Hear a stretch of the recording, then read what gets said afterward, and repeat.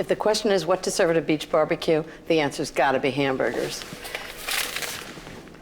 But I'm not talking about some weird flavor hamburgers. I'm talking about the classics, but with great ingredients, so the volume's turned up. I'm starting with 2 pounds of ground beef. Not just any ground beef. I use Niman Ranch ground beef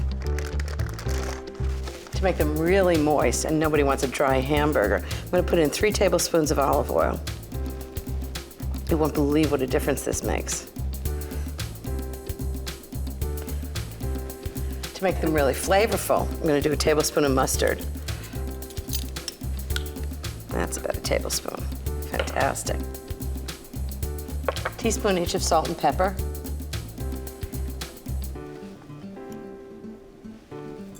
And then the key to this is using a fork. You don't want to compact it at all. You want it to be light. So just mix it together with a fork. Keep it light. Niman Ranch cows are actually grown on grass rather than corn, and they have so much flavor. They're just delicious. So 2 pounds will make about 6 hamburgers. And they're gonna be so good on the grill at the beach. So just roll it around, about 1/3 of a pound per hamburger.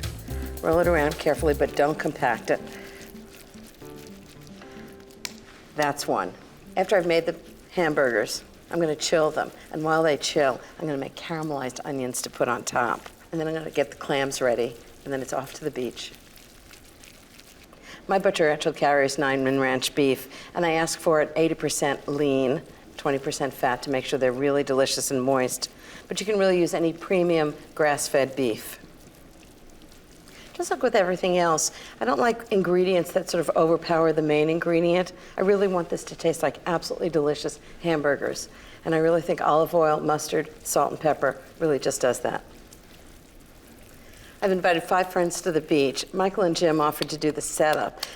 I mean, who would turn that down?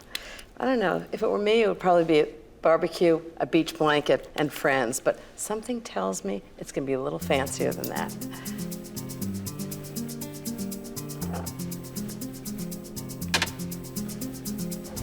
If there's anything that can make a good burger into a really great one, it's a big pile of caramelized onions on the top. So I've got 2 pounds of onions sliced thin. I'm just going to sauteing them until they're golden and melting. I'm going to make them sweet and sour, but more of that later. Let me show you how I got here.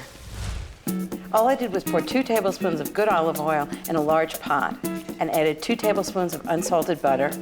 Then I tumbled in 2 pounds of yellow onions that were sliced into half rounds, and a half a teaspoon of roughly chopped fresh thyme leaves. Then gave it a stir and left it to saute gently for 30 minutes. See what I mean about simple? No fancy ingredients, anything you get in the grocery store, simple procedure, and you end up with something absolutely delicious. Oh, they're getting to be nice and golden brown. And now for the vinegar part. I just think the sweetness of the onions is great with a little hit of vinegar. So I'm going to put in 2 tablespoons of sherry vinegar. It's a great counterpoint for onions. And just cook it for about 2 minutes until the vinegar is really absorbed. A teaspoon of salt. I want to make sure they're perfectly seasoned. Half a teaspoon of pepper. I love the vinegar when it hits the hot pan. The other thing it does is it deglazes the pan. So any sort of brown bits that stick to the pan are now absorbed into the onions. It's got all the flavor. It's so good. These are looking awfully good. Just make sure they're good. Warm vinegar is fantastic. That's going to be really good on a hamburger.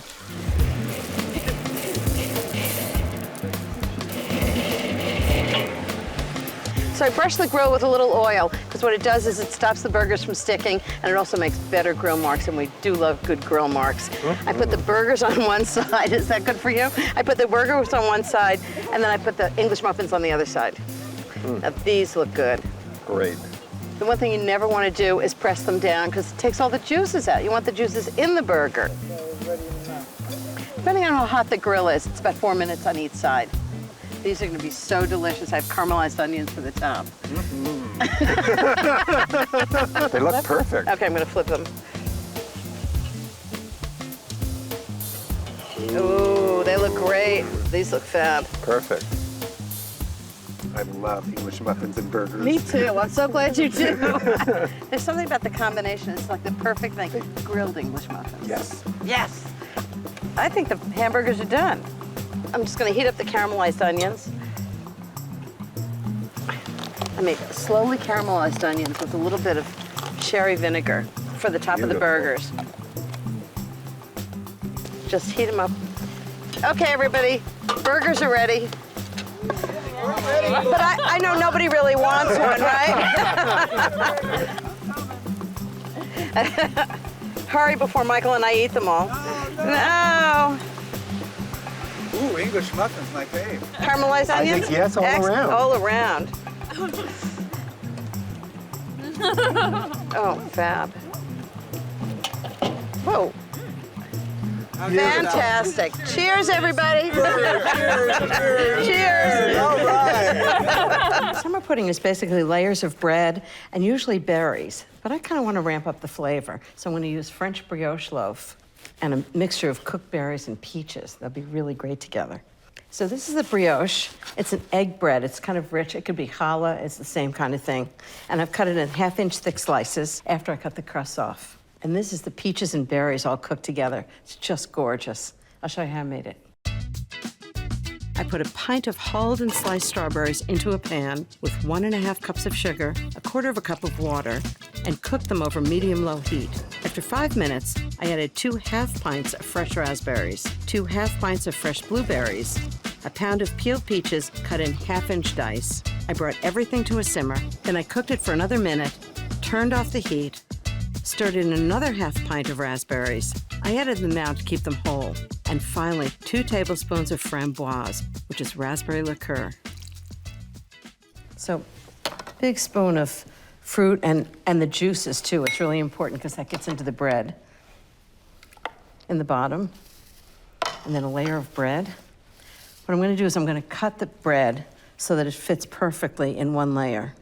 You can even tear it. It doesn't even have to be cut because you want it to end up being like a little cake.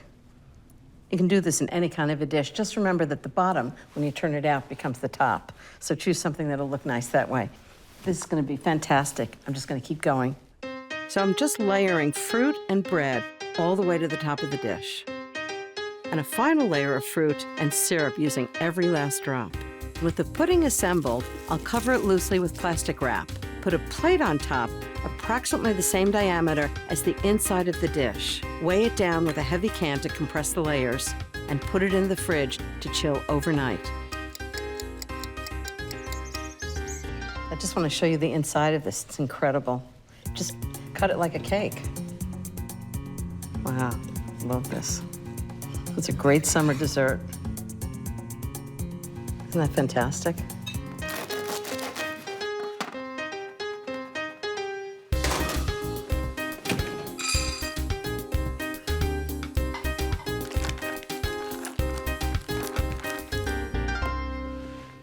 I love going to the market and just seeing what's fresh, what's in season, and then just coming home and taking everything and making something delicious with it. So today I'm going to make tomato crostini with whipped feta. What it is crostini toast, and then I'm going to make a creamy feta spread, and on top I'm going to put those delicious cherry tomatoes. It's a great combination. So I'm starting out with 6 ounces of feta, 2 ounces of cream cheese. I want to be sure it's really room temperature so it mixes in well. Process these two together just for a minute, just until they're combined. Okay, now some good stuff. 1/3 cup of olive oil. That should be perfect. 2 tablespoons of freshly squeezed lemon juice. I'm just going to do it right in. A little strainer always helps to take the seeds out. 2 tablespoons is about 1 lemon, more or less. There's no substitute for fresh lemon. Okay, that should be about 2 tablespoons.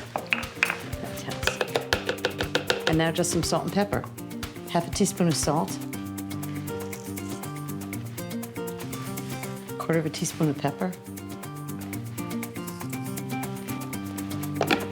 Just give it a whir. So there are three parts to this recipe. There's the creamy feta spread, there's the toast that it's going to go on, and the tomatoes. I've got the bread in the oven. So what I did for the crostini is I took a baguette, I sliced it diagonally about 1/2 inch thick, and then brushed it with olive oil and baked them at 425 for about 6 to 8 minutes, just until they're crisp. Okay, that's the crostini, next the tomato topping. Okay, in a small bowl, put together 2 tablespoons of minced shallots, 2 teaspoons of minced garlic, and 2 tablespoons of good red wine vinegar. And if you have the time, just let that sit for about 5 minutes so the vinegar really gets into the shallots. When the time's up, add 1/3 cup of good olive oil, a teaspoon of salt, and 1/2 teaspoon of pepper. Next, the star ingredient of the recipe, 2 pounds of ripe cherry tomatoes. I got them at the market. Just stir it all together, set it aside for like 10 minutes, just for the flavors to develop. Then one last ingredient, 3 tablespoons of julienne fresh basil leaves. And that's the topping.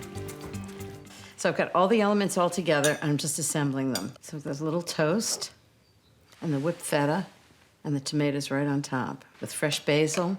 It's gonna be delicious. And a few pine nuts. Right on the tray. Those look good enough to eat. Little basil on top. Basil smells so good. I think he's gonna love what we got at the farmer's market. Hi, sweetie. I don't want you claiming I'm starving you to death while you're working. Oh, I'm wasting away here. So it's a crostini and whipped feta and tomatoes that we got at the farmer's market. Oh, that looks unbelievable. I hope you love it. Is that good? Just fantastic. So I'm gonna make capellini with tomatoes and basil. It's very good and it's so fast. So the first thing I'm gonna start with is olive oil. I'm gonna use a lot of olive oil, but it's actually gonna end up being tossed with the pasta, about 1/2 cup. I used to make this recipe by marinating the tomatoes for about 6 hours, and then one day I thought, I think I can just saute them. Take 3 minutes. And you know what? It worked. So I'm just gonna let that heat up. Gotta have lots of garlic, 2 tablespoons of garlic. It's about 6 cloves. Let's give them a big rough chop. You won't believe how fast this recipe is.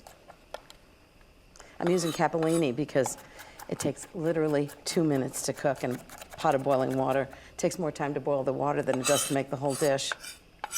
I came up with this recipe because I have so many cherry tomatoes in the garden. And this is a good one. It uses 4 pints of cherry tomatoes.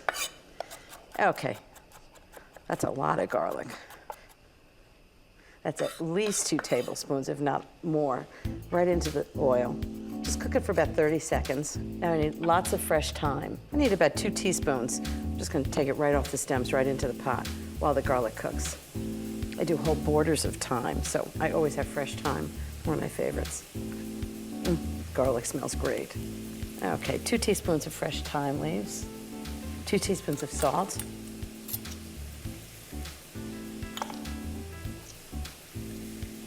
one teaspoon of pepper.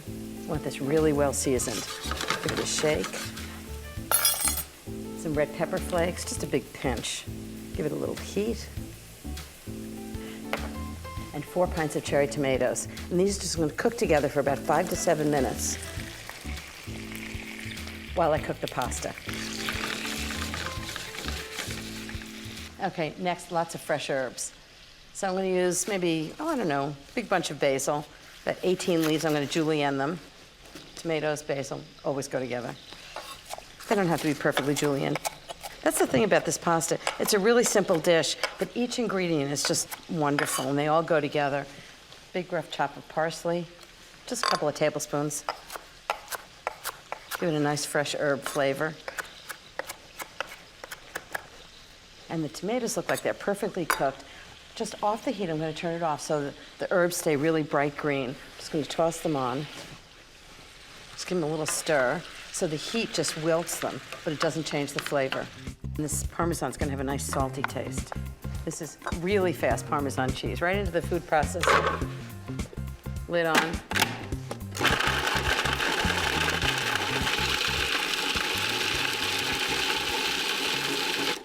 Perfect. Okay, I think the pasta should be done. Just drain the pasta.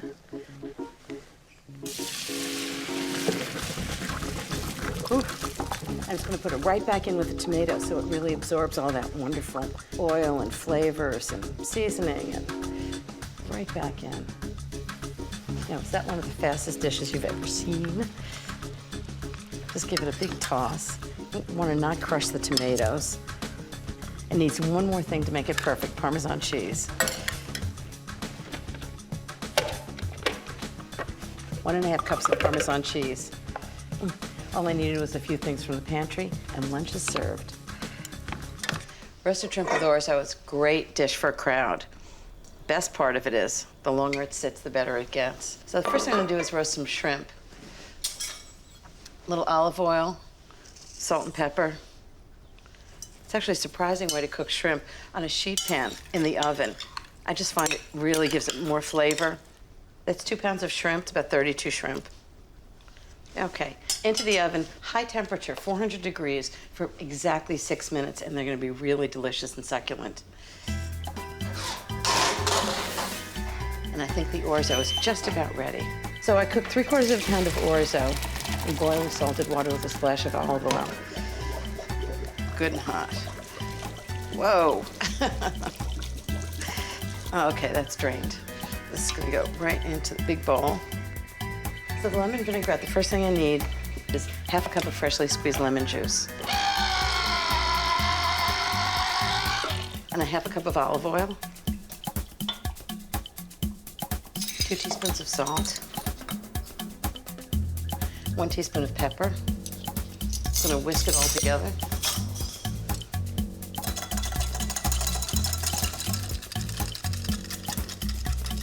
And just pour it right over the pasta. I'm gonna cut up some herbs and vegetables for the salad. So the first thing I need is a cup of chopped scallions. And then I'm just gonna run my knife right down the middle. Okay, just rough chop. The scallions and later red onions are gonna give this lots of sharp flavor. Right into the salad. Next thing is a cup of freshly chopped parsley. It's a big chop. I use flat leaf parsley, I think it has more flavor. But if you have curly parsley, it's just fine. Right into the bowl. About 1 cup of chopped fresh dill. So I'm gonna chop it roughly. You know, it's really important to use fresh herbs, especially when it's in a salad like this. But if you have some left over and you want to chop it up, just put it in little containers, freeze it, and then just defrost it when you need it. Okay, 1 cup of dill right into the salad. Next thing is cucumbers.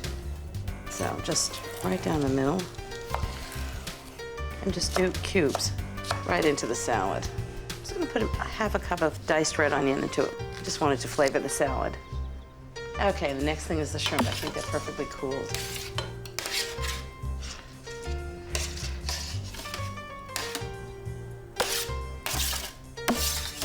Okay, get all the flavor in. I'm just gonna toss it all together. And then the last thing,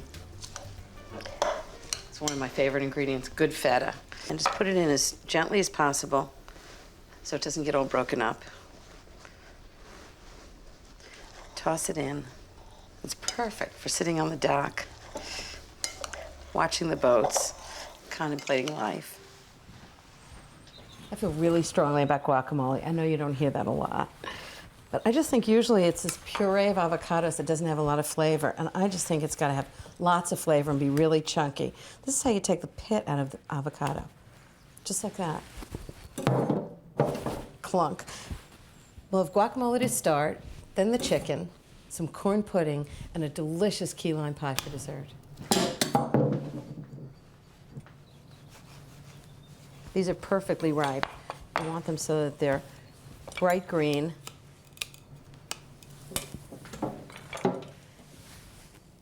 And they're ripe enough so that they come out of the shell really easily. If they're too ripe, you'll find they're really brown. These are just perfect. So green around the outside and yellow in the middle. These are gonna be so good when Jeffrey gets home with chips and margaritas while the tequila lime chicken cooks. Gotta have something special when he walks in the door. Okay, 1 more half. See, when they're ripe, it comes out really easily, and it's beautiful. Okay, now I'm going to season it. You know, people ask me all the time, what's the best way to keep the guacamole green? And there's really one key ingredient, lemon juice. There are all these theories about having the seed in it. Forget it. It's really about fresh lemon juice, and it's got to be freshly squeezed lemon juice.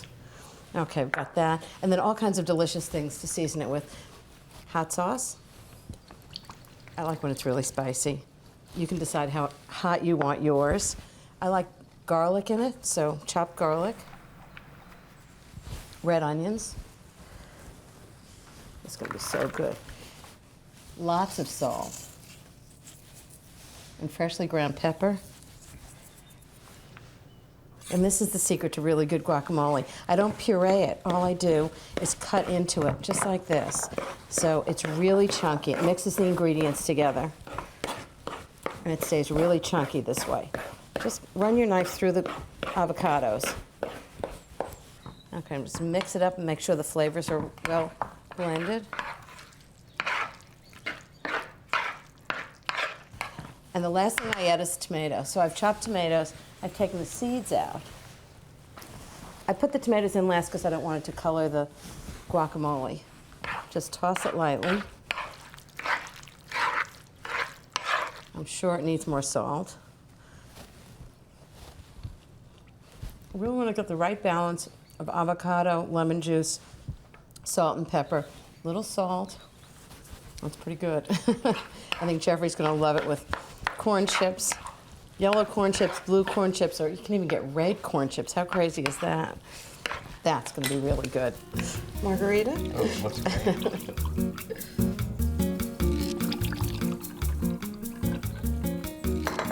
terrific. And guacamole. Guacamole. Oh, that's delicious. Is it good?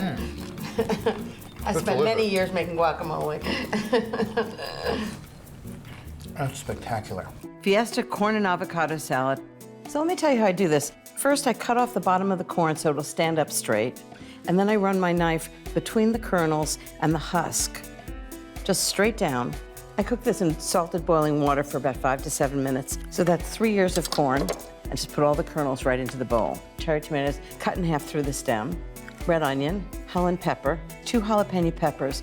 Okay, next is a lime vinaigrette. I'm starting with freshly squeezed lime juice, olive oil, lime zest, minced garlic, chipotle chili powder, 1 teaspoon of salt, and a half teaspoon of pepper. I'm just gonna whisk it all together. Pour this over the salad, give it a big stir, and I have one more thing to add, avocado.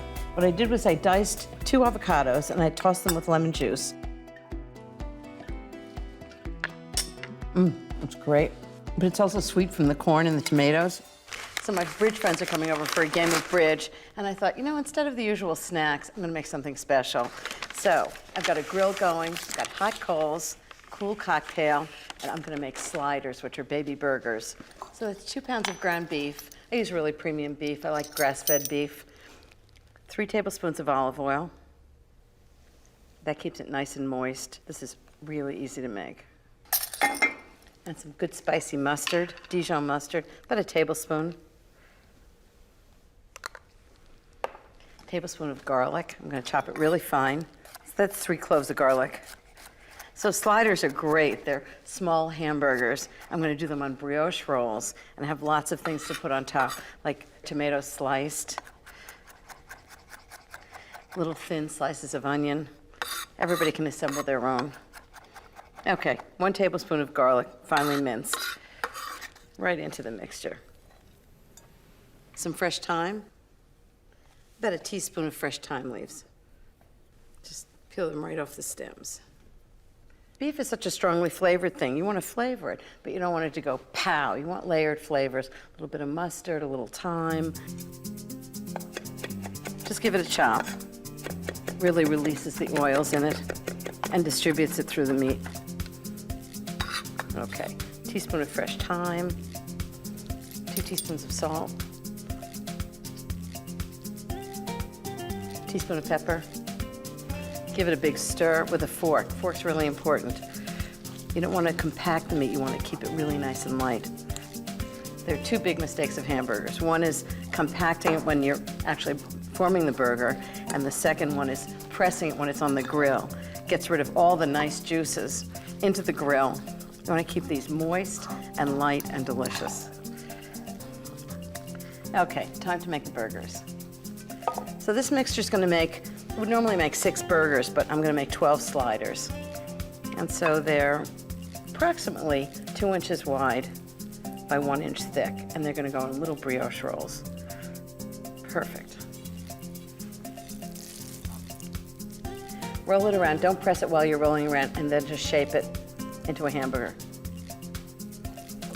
I'll have the sliders all ready to grill. I'm going to make the toppings next, and some confetti corn. It's so delicious.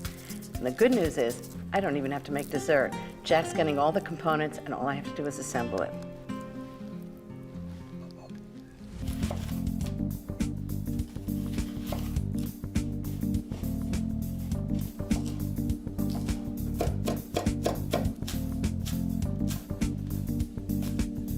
Okay, now the rest of the ingredients.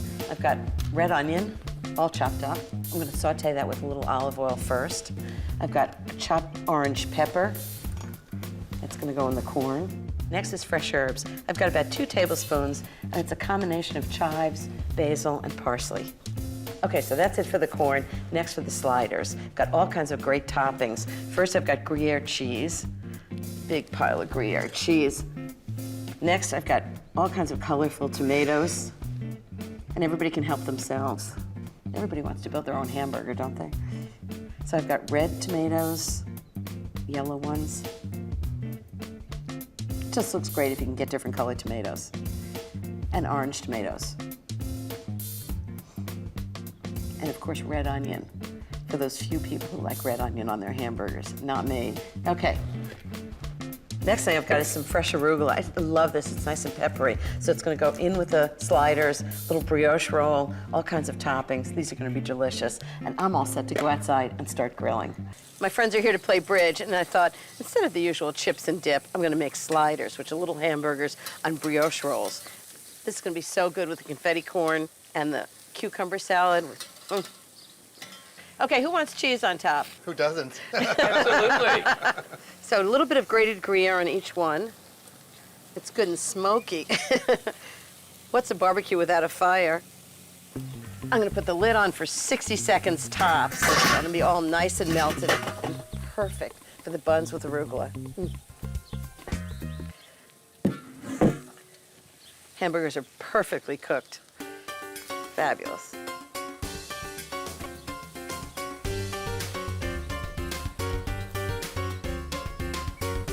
Now that's a perfect slider. My picnic by the pond, I'm making lots of portable food, including lemon bars for dessert. I've got the crust all baked and cooled, and now I'm making the filling. So I've got 6 eggs, 3 cups of sugar. I'm just gonna whisk it all together. These are really lemony lemon bars. I've got lots of lemon juice and lots of zest in them, and great flavor. Okay, next thing is 2 tablespoons of grated lemon zest, which I've already got right there. Cup of fresh lemon juice. I can already smell the sharpness of the citrusy lemon. And the last thing is 1 cup of flour.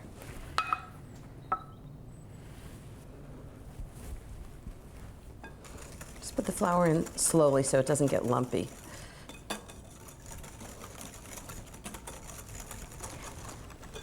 And when this is done, I'm going to pour it onto the crust, put it in the oven, 350 degrees for 30 to 35 minutes until it sets. And when they're cool, I'm going to cut them in big squares and dust them with confectioner's sugar. It's going to be so good with my picnic at the pond. Okay.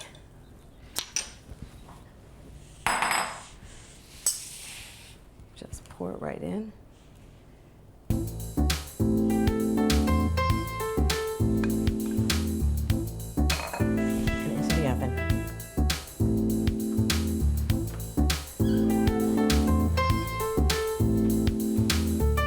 I'm just going to dust them with a little bit of powdered sugar.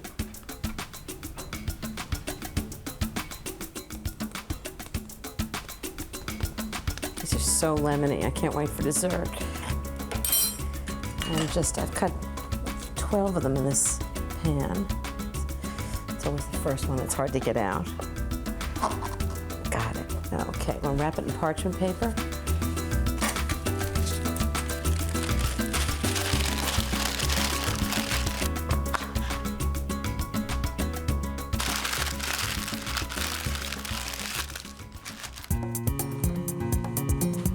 Off to the pond to meet my friends.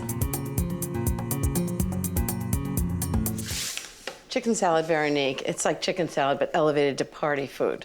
I thought Michael and Jim would really like it. So the first thing I did was I roasted chicken breasts, olive oil, salt and pepper for 35 minutes at 350 degrees, and it really makes the chicken so much moister than poaching it. Let it cool a little bit, take the skin off. So I'm just gonna cube this. I don't want it too small, but I want sort of bite-sized pieces are perfect. I'm gonna just right into the bowl. Chicken's still a little warm, which is a great way to make the salad, and then it really absorbs the flavor. Once it's cold, it's firmer and it doesn't absorb the flavor so much. So chicken salad Veronique, I think, comes from probably Sol Veronique, which is classically made with grapes. Chicken has so much more flavor when it's roasted than it does when it's poached. There's something about the water that just takes all the flavor out of it, and there's something about the olive oil, salt, and pepper that gives it flavor. So I think for tonight I'm going to do 4 chicken breasts. Okay, now for the sauce. So first, half a cup of mayonnaise. I'm just going to put it right into the bowl and toss it all together. Okay, now some green things. So fresh tarragon, which is a really sort of delicate herb. 1.5 tablespoons of fresh tarragon leaves. This really is the place for fresh herbs. I'm just gonna chop it up. It smells wonderful. I think it's a really underused herb, tarragon. Okay, the next thing is celery, in the category of lots of green things. I'm gonna run my knife right down the middle. Leave it attached on the top, and just chop it up.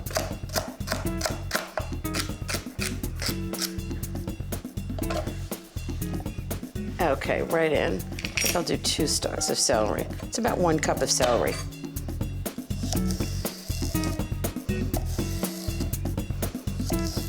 But the good news is you can do as much as you like.